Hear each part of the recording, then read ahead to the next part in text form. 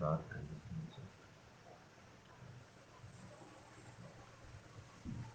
Hello, हाँ शैलजा जी, हाँ मैं लाइव आ गया हूँ। हाँ बताइए क्या करना है। You're live now. हाँ हाँ, हो गया हो गया हो गया। अब कौन कोऑर्डिनेट कौन करेगा? हेलो, कोऑर्डिनेट कौन करेगा, होस्ट कौन करेगा?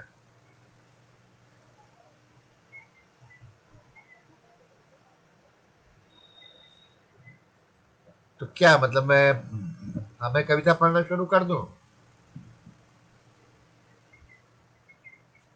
जी जी। नहीं तो क्या आप मुझे देख रही हैं क्या?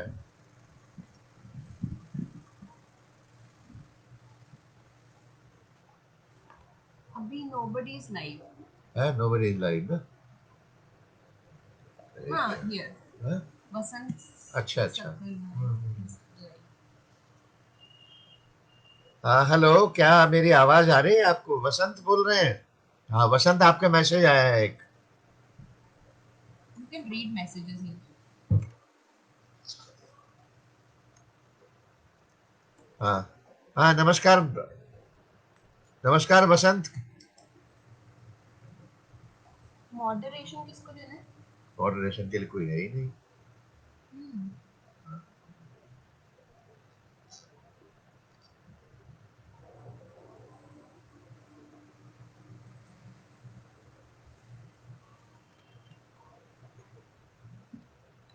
Okay. This is globally live. हाँ, Public. This is globally live. Automatically live. Globally live. Globally मतलब? मतलब anybody can see out, even outside this अच्छा page अच्छा। if they want to. हाँ, आप दिखाई दे रहे हैं और आवाज भी साफ आवाज है. साफ है, चलिए धन्यवाद धन्यवाद। ये बेटा एक Yeah, जरा। some सुशील साहिल. हाँ, मुझे लगता है ये मुझे गद्दी दे दो जरा। अम्मा। अच्छा. ये हाँ यही गद्दी देखो।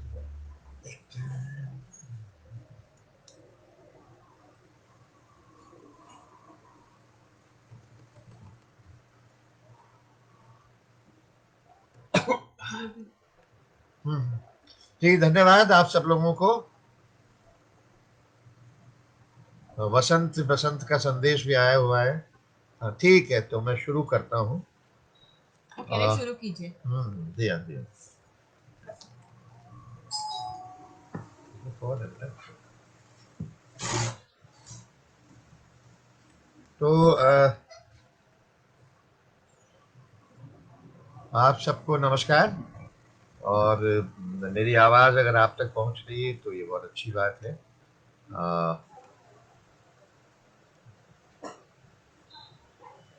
तारांजलि फाउंडेशन और शैलजा सिंह और उनकी पूरी टीम का मैं धन्यवाद करता हूँ। आ, और मुझे लगता है कि कोविड महामारी के दिनों में कवियों, लेखकों और लिखने पढ़ने वाले लोगों का शायद यही काम रह गया है कि वो लाइव करें और इस तरह से अपने को अनलॉक करने की और इस कैद से छुटकारा पाने की कोशिश करते रहे। तो मैं आप सबको, आप सबका शुक्रिया अदा करता हूँ।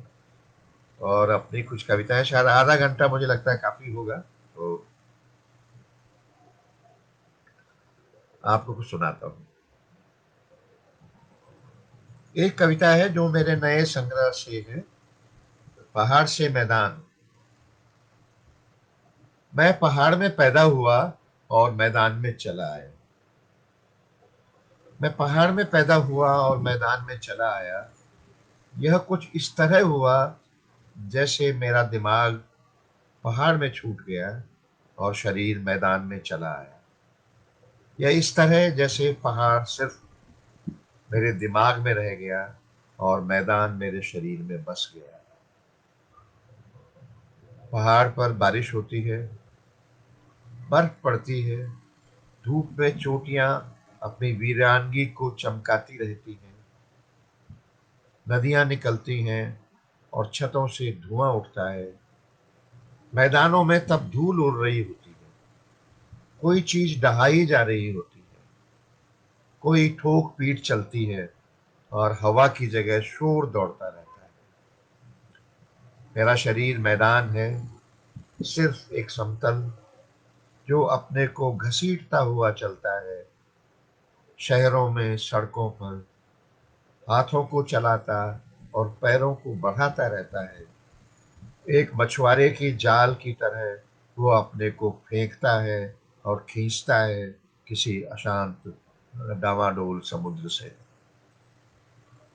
मेरे शरीर में पहाड़ कहीं नहीं है, और पहाड़ और मैदान के बीच हमेशा की तरह एक खाई है। कभी कभी मेरा शरीर अपने दोनों हाथ ऊपर उठाता है और अपने दिमाग को टटोलने लगता है।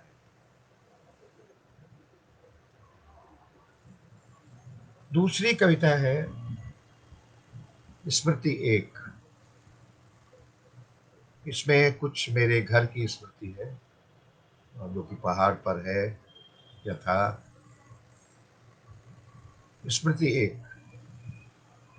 खिड़की की सलाखों से बाहर आती हुई लालटेन की रोशनी, पीले फूलों जैसी हवा में हारमोनियम से उठते हुए प्राचीन स्वर, छोटे छोटे बारीक बादलों की तरह चमकते हुए।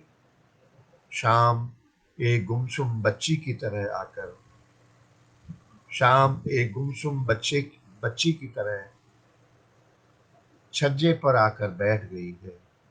जंगल से घास और लकड़ी लेकर आती औरतें आंगन से गुजरती हैं और अपने नंगे पैरों की थाप छोड़ देती हैं। इस बीच बहुत सा समय बीत गया। कई बारिशें हुई और सूख गई, बार बार बर्फ गिरी और पिघल गई। पत्थर अपनी जगह से खिसक कर कहीं और चले गए। वे पेड़ जो आंगन में फल देते थे और ज्यादा ऊंचाइयों और ज्यादा ऊंचाइयों पर पहुंच गए। लोग भी कूच कर गए नई शरणगाहों की ओर, अपने घरों के किवाड़ बंद करते हुए। एक मिटे हुए दृश्य के भीतर से एक मिटे हुए दृश्य के भीतर से तब भी आती रहती है पीले फूलों जैसी लालटेन की रोशनी, एक हारमोनियम के बादलों जैसे उठते हुए बारीक स्वर, और आंगन में जंगल से घास लकड़ी लाती स्त्रियों के पैरों की छाप।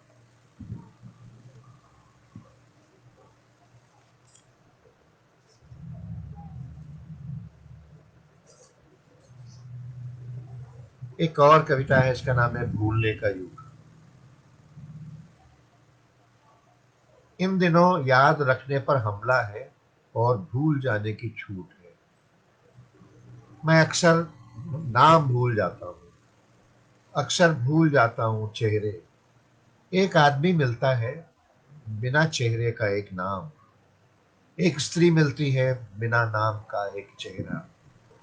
कोई पूछता है आपका नाम क्या है, तो उसे यकीन नहीं होता जब मैं भूला हुआ कुछ याद करने की कोशिश करता हूँ। उस देर किसी के साथ बैठता हूँ तो याद नहीं आता उसका नाम, जो कभी एक परचम जो कभी एक परचम की तरह फहराता था उस पर। उसका चेहरा लगता है जैसे किसी अनजान जगह की निशानदेही हो।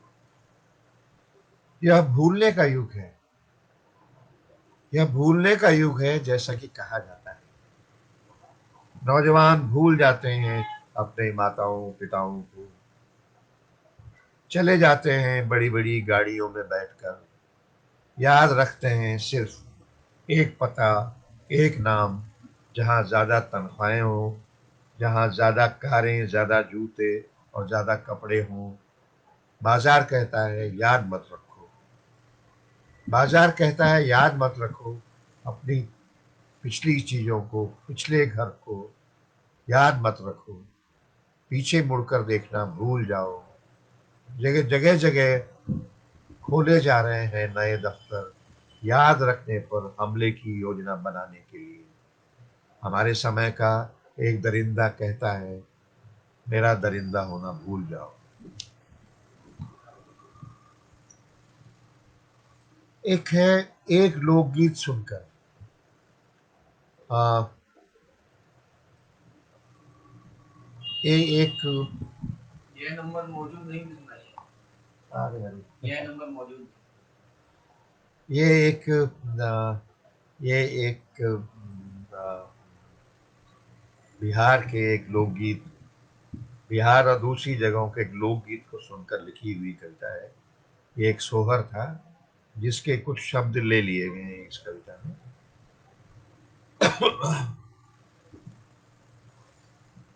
एक लोकगीत सुनकर। वह बहुत मीठी धुन थी। दूर से एक स्त्री का स्वर गूंजता हुआ आता था, सुरीला, सुखद और मार्मिक। जरूर वह लंबे समय तक संगीत सीखती रही होगी, या जन्म के ही साथ आए होंगे उसके स्वर। मर्म पर छपते हुए उन स्वरों के शब्द एक आर्तनाद से भरे हुए थे। हे दीनानाथ, मेरा यह अर्घ स्वीकार करो। हे पांच नामों वाले देवता, इस बस्ती के नारायण, स्वीकार करो मेरे खाली हाथों का ये नैवेद्य। मैं सुनती रहती हूँ सास ससुर घर के लोगों के बोल कुबोल। पता नहीं कहाँ से पुरखे चले आते हैं और मुझे ताने देकर चले जाते हैं। पता नहीं किस गुनाह की सजा मुझे मिलती है। दूर से आ रही थी वह ध्वनि, नजर नहीं आती थी उसकी गायक। जैसे सभी स्त्रियां उसे गा रही थी एक चेहरे से नामहीन। बहुत मीठी थी वह धुन, लेकिन उन शब्दों में भरी थी एक स्त्री की दास्तां, एक कातरता, एक अभागेपन की खबर। वे एक साथ मुग्ध करते थे और डराते थे। स्त्रियां मीठे स्वरों में बांचती हैं अपनी व्यथा, एक अभागेपन की कथा। उसके भयानक शब्दों को सजाती हैं, संवारती हैं। उनमें आरोह अवरोह अलंकार के बेल बूटे काढ़ती हैं ताकि वे सुनने में अच्छे लगें। पूछती हैं वे दीनानाथों से, बताओ कौन से हैं मेरे गुनाह जिनके लिए दी जा रही है मुझे सजा। दीनानाथ कोई जवाब नहीं देते।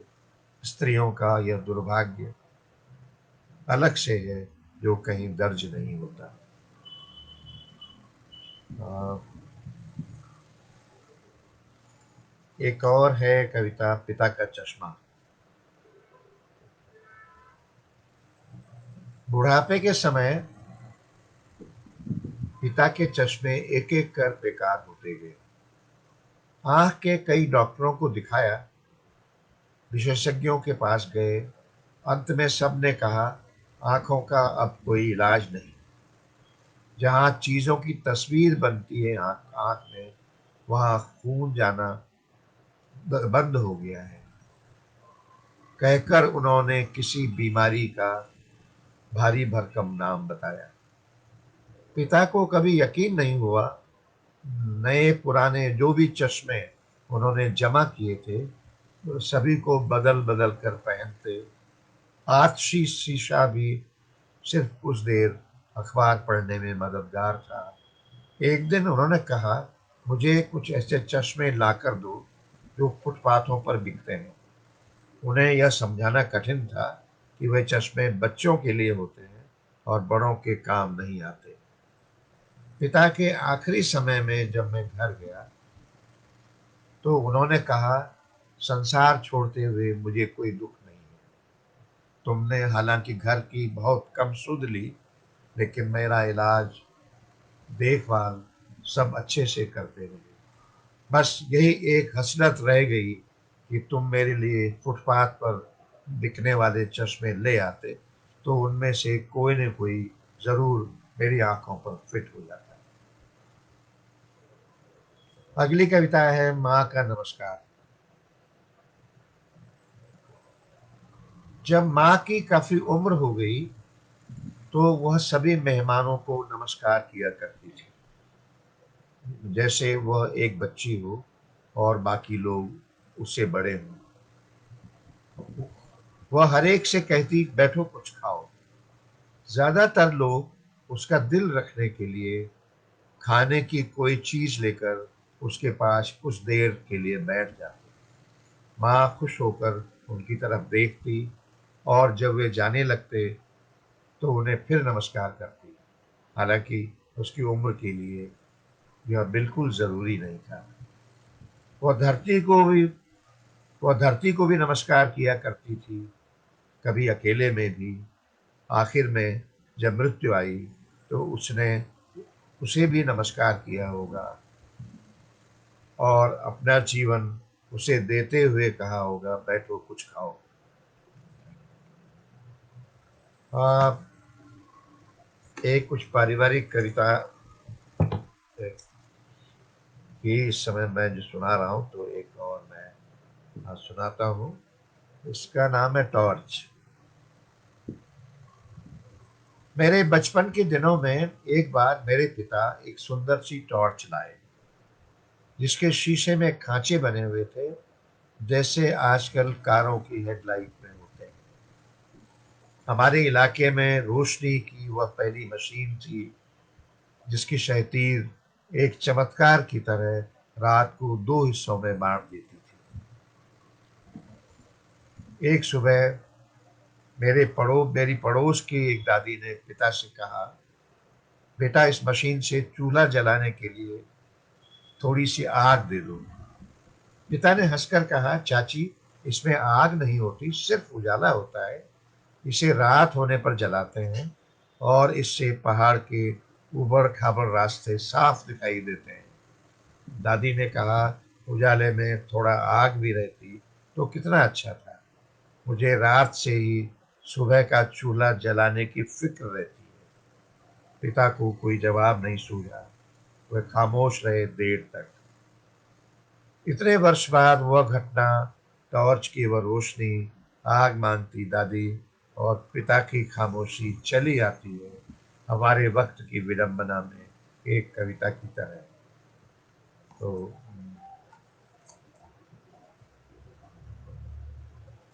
एक कविता है, इसका नाम है गुड़हल। गुड़हल।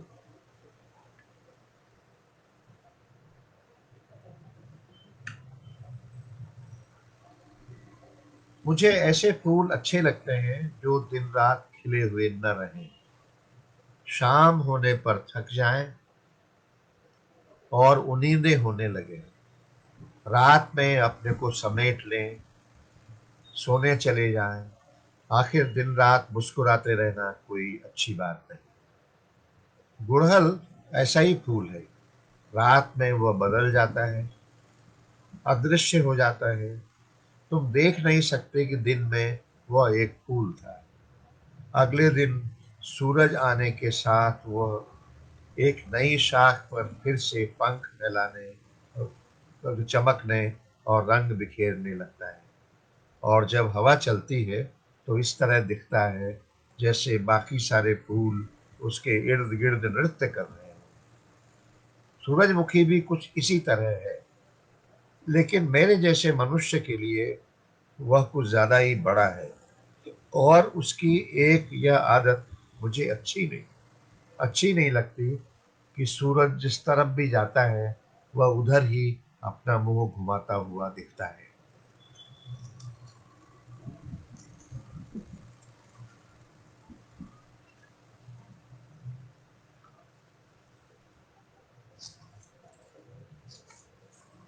एक कविता है, हत्यारों का घोषणा पत्र। हत्यारों का घोषणा पत्र। हम जानते हैं कि हम कितने कुटिल और धूर्त हैं। हम जानते हैं कि हम कितने झूठ बोलते आए हैं। हम जानते हैं हमने कितनी हत्याएं की हैं, कितनों को बेवजह मारा पीटा और सताया है। औरतों और बच्चों को भी हमने नहीं बख्शा। जब लोग रोते और बिलखते थे हम उनके घरों को लूटते थे। चलता रहा हमारा खेल पर्दे पर और पर्दे के पीछे। हमसे ज्यादा कौन जान सकता है हमारे कारनामों का कच्चा चिट्ठा। इसीलिए हमें उनकी परवाह नहीं जो जानते हैं हमारी असलियत।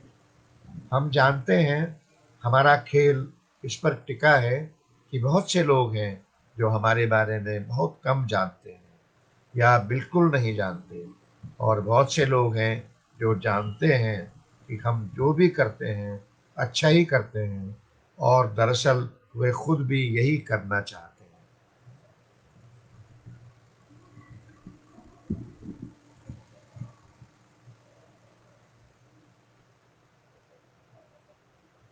आ, एक कविता, इसका नाम है मोबाइल।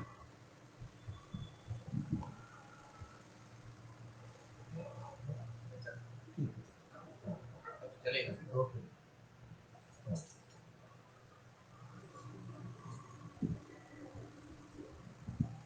यही करती है। ये मोबाइल।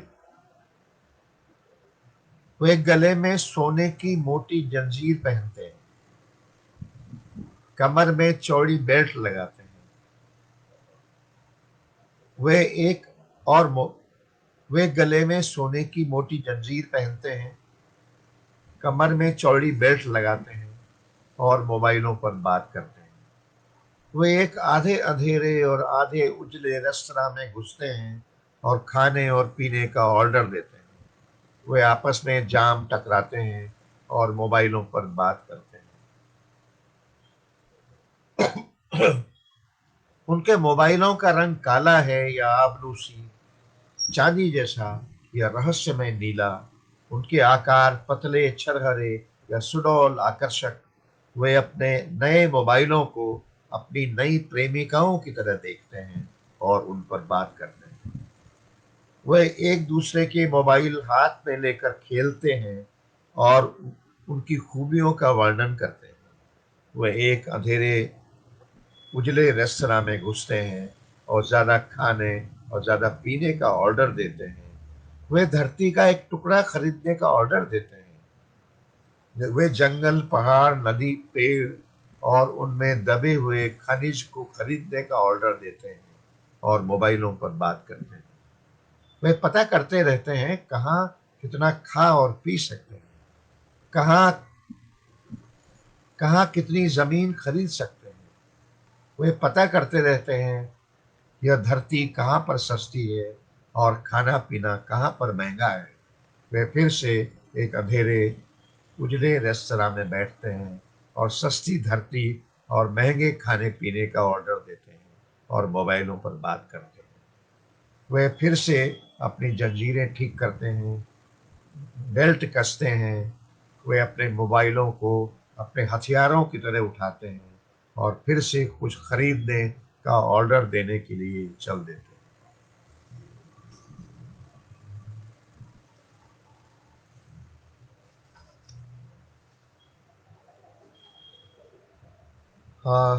एक कविता है, इसका नाम है तस्वीर। ये हमारे एक घनिष्ठ मित्र थे उत्तराखंड के, उनका नाम कमल जोशी था, जो कि बहुत अच्छे फोटोकार थे और आ, और बहुत तो यारों के यार भी थे और बड़े फक्कड़ यायावर थे, कहीं से कहीं चले जाते थे। तो उनका कुछ समय पहले उनकी मृत्यु हो गई और बहुत उनके त्रासद आत्महत्या हुई, और इसका कारण पता नहीं चला। आ, तो यायावर फोटोकार और प्यारे इंसान कमल जोशी की स्मृति में तस्वीर। वह तुम्हारी तस्वीर खींचता है जब तुम कैमरे की तरफ नहीं बल्कि कहीं और देख रहे होते हो। कभी कभी वह तुम्हें सामने खड़े होने के लिए कहता है या अपना कोई पसंदीदा काम करने के लिए। भाषा के भीतर से किसी शब्द को धीमे से उठाने या सूरज की रोशनी में उसे अपनी हथेली पर रखने के लिए। वह एक चमकते हुए शब्द वो एक चमकते हुए शब्द की तस्वीर खींचता है एक क्लोजअप में, जब तुम किसी पसंदीदा चीज को देख रहे होते हो। कैमरे के पीछे से वह इस तरह छानबीन करता है जैसे जानना चाहता हो कि तुम्हारे भीतर जो कुछ है वह किस हद तक तुम्हारे चेहरे पर प्रकट होता है और तुम अपने भीतर कितने मनुष्य रह गए हो। पहाड़, पगडंडियां, पेड़, पानी और घास भी उसके लिए चेहरों की तरह हैं, जो एक अटूट प्रेम में एक दूसरे को देखते रहते हैं। वह एक बड़े से फ्रेम में तुम्हें चित्रित कर देगा और चला जाएगा किसी नदी, पहाड़ या पेड़ को अपने आलिंगन में लिए हुए। थोड़ा सा सामान पीठ पर थोड़ा सा सामान और पैरों में तेज रफ्तार, जैसे बहुत देर हो गई हो और उसे किसी दूसरे अज्ञात की तस्वीर खींचने जाना हो। जीवन की दूसरी तरफ उसकी खींची हुई तस्वीर में अब तुम दर्ज हो चुके हो, सुंदर या ध्यान में मग्न। तुम्हारे चेहरे पर एक शांत सुबह अटकी हुई है, हल्की हवा में उड़ते हुए तुम्हारे बाल, जिंदगी की दैनिक फूहड़ताओं से दूर। वह एक क्षण तुम्हें याद दिलाता रहेगा कि तुम ऐसे थे, या अगर कोशिश करो तो अब भी हो सकते हो। जिसने तुम्हें इस सुंदरता में दर्ज किया है वह भी वहां मौजूद है, तुम्हारे चेहरे के पीछे या इर्द गिर्द। पास आते नीले धुंधले पहाड़ या दूर जाते हुए एक हरे पेड़ में उसकी खुली हुई हंसी, चमकती हुई दो आंखें, आहिस्ता कांपती हुई उसकी दाढ़ी, विदा में हिलती हुई अंगुलियां। सच तो यह है कि उस तस्वीर में जो कुछ अच्छा है वो तुम नहीं हो, बल्कि तुम हद से हद एक आकार हो जिसमें कुछ रंग भर दिए गए हैं। बल्कि वहाँ वही है जो अकेली जीवित वस्तु के रूप में वहाँ धड़कता और हलचल करता है और उस तस्वीर की सुंदरता बनकर वह टिका रहता है और कभी उस दृश्य से हटता नहीं।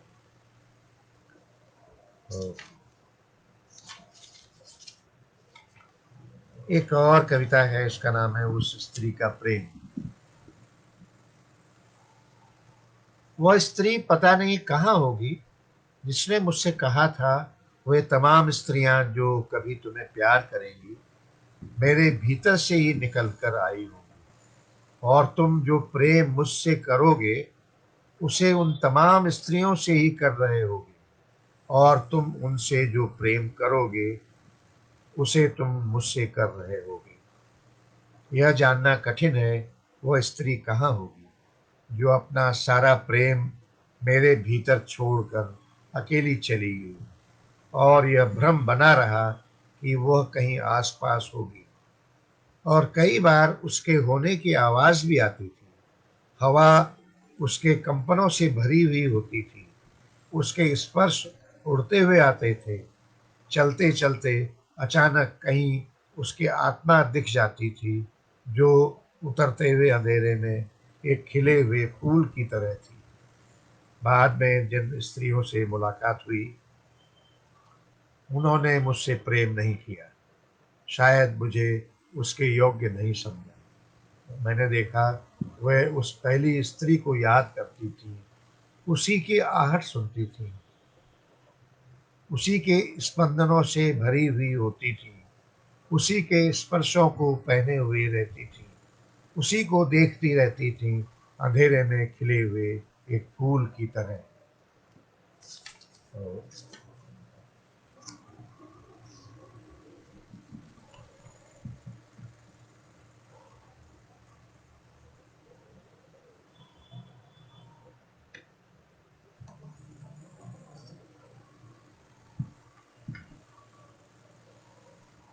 हाँ,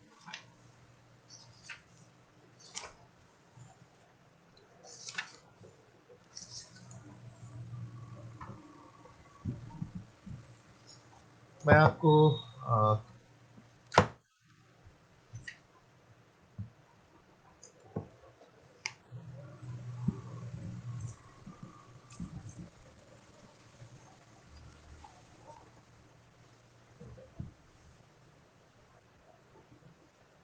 एक कविता यथार्थ इन दिनों। मैं जब भी यथार्थ का पीछा करता हूँ, देखता हूँ वह भी मेरा पीछा कर रहा है, मुझसे तेज भाग रहा है। घर हो या बाजार, हर जगह उसके दांत चमकते हुए दिखते हैं। अंधेरे में, रोशनी में मैं घबराया हुआ नींद में जाता हूँ तो वह वहां मौजूद होता है। एक स्वप्न से निकलकर बाहर आता हूँ तो वह वहां भी पहले से घात लगाए हुए रहता है। यथार्थ इन दिनों इतना चौंधियाता हुआ है कि उससे आंखें मिलाना मुश्किल है। मैं उसे पकड़ने के लिए आगे बढ़ता हूँ तो वह एक हिंस्र जानवर की तरह हमला करके निकल जाता है। सिर्फ कहीं कहीं उसके निशान दिखाई देते हैं, किसी सड़क पर, एक जंगल में, पेड़ के नीचे, एक झोपड़ी के भीतर, जहाँ एक उजड़ा हुआ चूल्हा है और एक ढही हुई छत है। छोड़कर चले गए लोगों का एक सुनसान है। एक मरा हुआ मनुष्य इस समय जीवित मनुष्य की तुलना में कहीं ज्यादा कह रहा है। उसके शरीर से बहता हुआ रक्त उसके शरीर से बहता हुआ रक्त शरीर के भीतर दौड़ते हुए रक्त से कहीं ज्यादा आवाज कर रहा है। एक तेज हवा चल रही है और विचारों, स्वप्नों, स्मृतियों को फटे हुए कागजों की तरह उड़ा रही है। एक अंधेरी सी काली सी चीज, हिंस्र पशुओं से भरी हुई एक रात चारों ओर इकट्ठा हो रही है। एक लुटेरा, एक हत्यारा आसमानों, पहाड़ों, मैदानों को लांघता हुआ जा रहा है। उसके हाथ धरती के मर्म को दबोचने के लिए आगे बढ़ रहे हैं। एक आदिवासी को उसके जंगल से खदेड़ने का खाका बन चुका है। विस्थापितों की एक भीड़ अपनी बची कुची गृहस्थी को पोटलियों में बांध रही है, उसे किसी अज्ञात भविष्य की ओर ढकेलने की योजना तैयार है। ऊपर आसमान में एक विकराल हवाई जहाज बम बरसाने के लिए तैयार है। नीचे घाटी में एक आत्मघाती दस्ता अपने नौजवान शरीरों पर बम और मिसाइलें बांधे हुए है। दुनिया के राष्ट्राध्यक्ष, अंगरक्षक, सुरक्षा गार्ड, अर्धसैनिक बल गोलियों, बंदूकों, रॉकेटों से लैस हो रहे हैं। यथार्थ इन दिनों बहुत ज्यादा यथार्थ है। उसके शरीर से ज्यादा दिखाई दे रहा है उसका रक्त।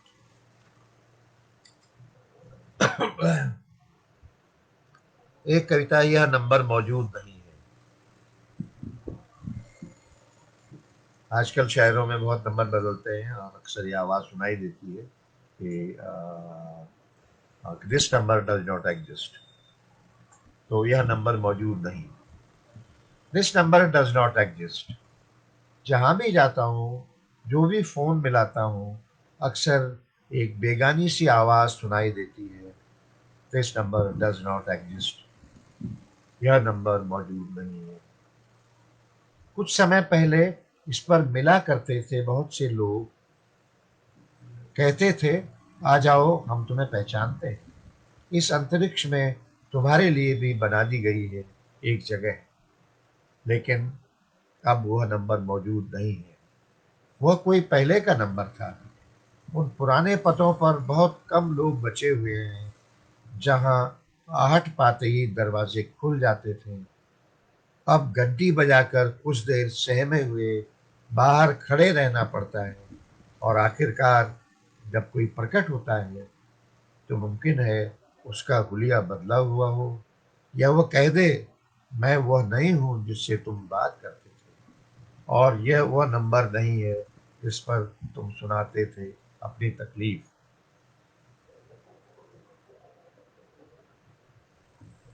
जहाँ भी जाता हूँ देखता हूँ बदल गए हैं नंबर, नक्शे, चेहरे। नापदानों में पड़ी हुई मिलती हैं पुरानी डायरियाँ, उनके नाम धीरे धीरे पानी में घुलते हुए। अब दूसरे ही नंबर मौजूद हैं, पहले से कहीं ज़्यादा तार और बेतार। उन पर कुछ दूसरी तरह के वार्तालाप, महज व्यापार, महज लेन देन, खरीद फरोख्त की आवाज़ें लगातार अजनबी होती हुई। जहाँ भी जाता हूँ हताशा में एक नंबर मिलाता हूँ, उस आवाज़ के बारे में पूछता हूँ जो कहती थी दरवाजे खुले हुए हैं, तुम यहाँ रह सकते हो, चले आओ थोड़ी देर के लिए, यूं ही कभी भी इस अंतरिक्ष में। आ,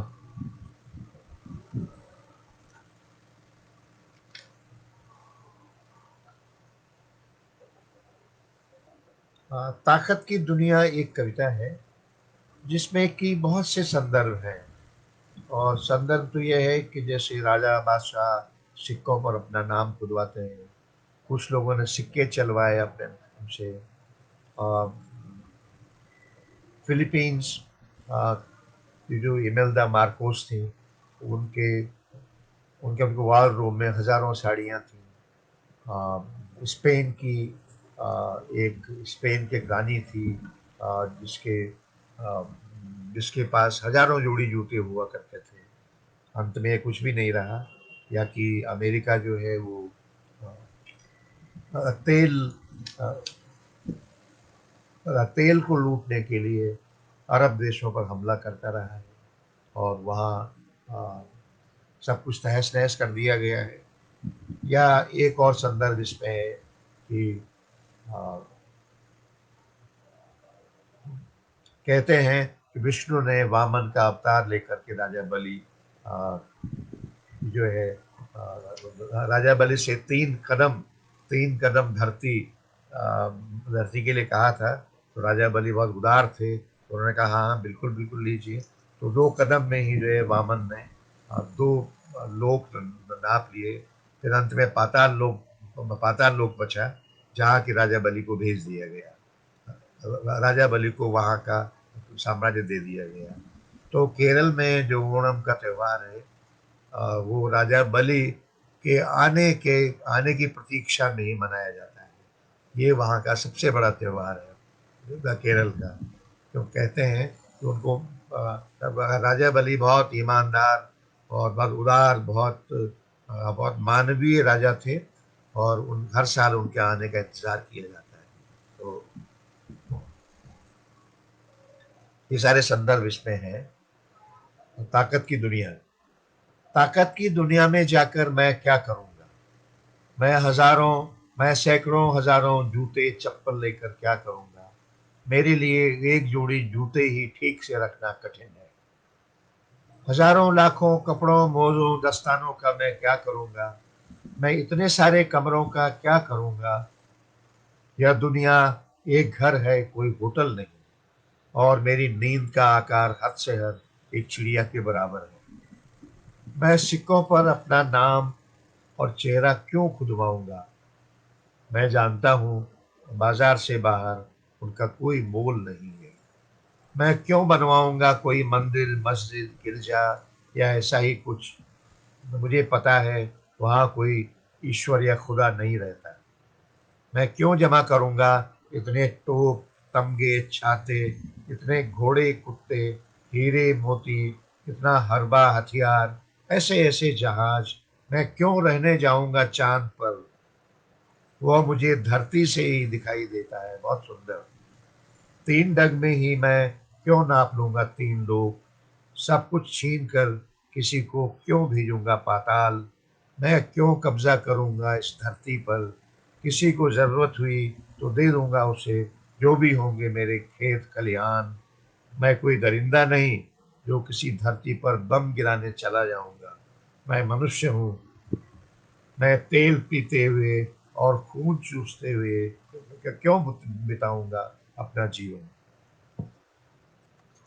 तो एक और है खुशी कैसा दुर्भाग्य। जिसने कुछ रचा नहीं समाज में, उसी का हो चला यह समाज। वही है नियंता जो कहता है तोड़ूंगा अभी और भी कुछ।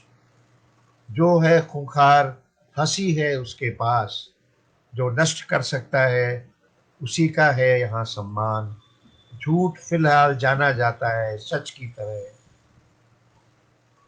प्रेम की जगह सिंहासन पर विराजती है घृणा। बुराई गले मिलती है अच्छाई से। मूर्खता तुम संतुष्ट हो, तुम्हारे चेहरे पर उत्साह है। धूर्तता तुम मजे में हो अपने परिवार के साथ। प्रसन्न है पाखंड कि अभी और भी मुखौटे हैं उसके पास। चतुराई कितनी आसानी से तुमने खोज लिया एक चोर दरवाजा। क्रूरता तुम किस शान से रह लेती हो, क्रूरता तुम किस शान से टहलती हो अपनी खूनी पोशाक में। मनोरोग तुम फैलते जाते हो सेहत के नाम पर। और खुशी, यह कैसा दुर्भाग्य कि तुम रहती हो इन सब के साथ। अंत में मैं आपको अ, तीन छोटी कविताएं सुनाता हूँ क्योंकि अब समय भी हो गया है। अ, वो है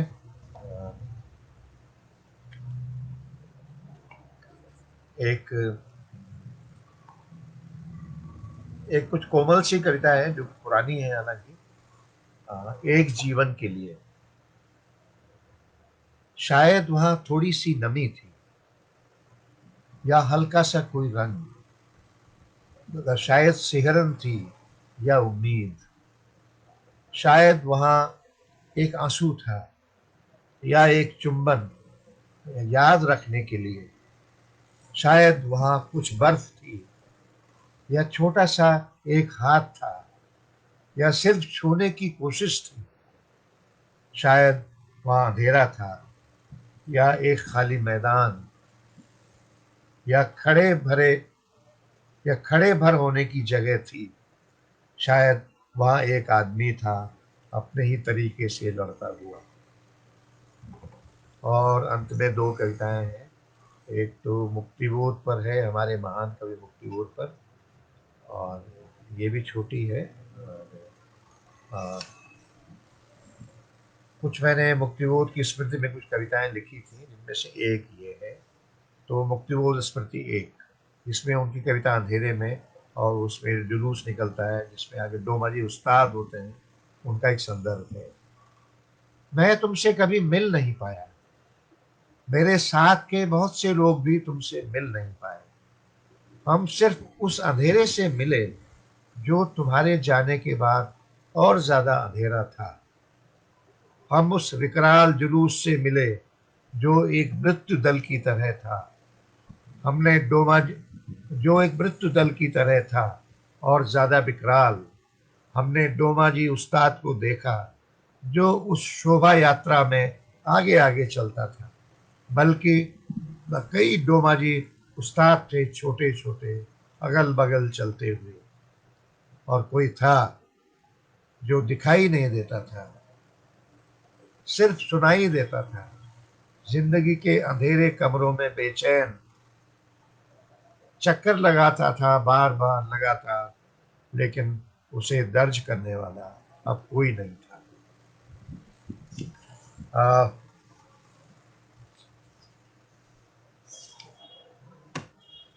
एक अंतिम कविता है, उसका नाम है रोटी और कविता। ये मैंने अपनी पत्नी के लिए कुछ कविताएं लिखी थी, तो उनमें से एक कविता ये है। उनका नाम संयुक्ता है और वो कविता नहीं लिखती। तो रोटी और कविता। जो रोटी बनाता है कविता नहीं लिखता, जो कविता लिखता है रोटी नहीं बनाता है। दोनों का आपस में कोई सीधा रिश्ता नहीं दिखता। लेकिन वह क्या है, लेकिन वह क्या है जब एक रोटी खाते हुए लगता है कि कविता पढ़ रहे हैं, और कोई कविता पढ़ते हुए लगता है कि रोटी खा रहे हैं। तो ये मुझे लगता है कि 47 मिनट हो गए। 45 मिनट से ज़्यादा ही मैं आपको आ, आपकी कविताएँ मैं आपके सामने रखी। तो आप सब उन सभी लोगों का धन्यवाद। बहुत सारे इसमें जो है संदेश हैं जिनको मैं पढ़ नहीं पा रहा हूँ। और बहरहाल आप सब लोगों का धन्यवाद। वसंत शकरगाय और हेमंत देव उल्लेकर तो शायद कई बार उन्होंने इसमें अपनी टिप्पणियाँ की हैं। तो बहुत अच्छा लगा। और मैं आप सबको बहुत धन्यवाद देना चाहता हूँ। आपने मुझे इतने धैर्य के साथ सुना। और मैं शैलजा सिंह और उनके उनके साथी चौहान जी और दूसरे लोग, मैं इन सब का भी शुक्रगुजार हूँ कि उन्होंने मुझसे ये इसका आग्रह आग्रह किया कविताएं सुनाने का। और मुझे अच्छा लगा आप लोगों को कविता सुना करके। अगर आपको भी अच्छी लगी हो कविताएं और उनसे उनमें आपके साथ किसी कविता ने कुछ संप्रेषित किया हो आप तक, तो ये मुझे लगता है कि कवि को और क्या चाहिए। क्योंकि इस तरह अभी जिनको ये मिला है पुरस्कार, नोबेल पुरस्कार, अमेरिकी कवि को, लुइस ग्लिक को, उन्होंने कहा है अकेलापन वो है जब आपको कोई नहीं सुनता। तो इस तरह अकेलापन दूर हो जाता है। हम अपने अकेलेपन से मुक्ति पाते हैं।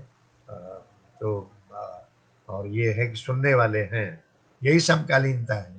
रघुवीर साहब भी ये कहते थे कि समकालीनता का अर्थ यही है कि आपके अलावा आप जो लिख रहे हैं उसे कोई और भी देख रहा है, और भी और भी पढ़ रहा है, कोई कोई और भी है, और वो उसकी अच्छाइयाँ भी देख रहा है और उसकी खामियों को भी पढ़ रहा है।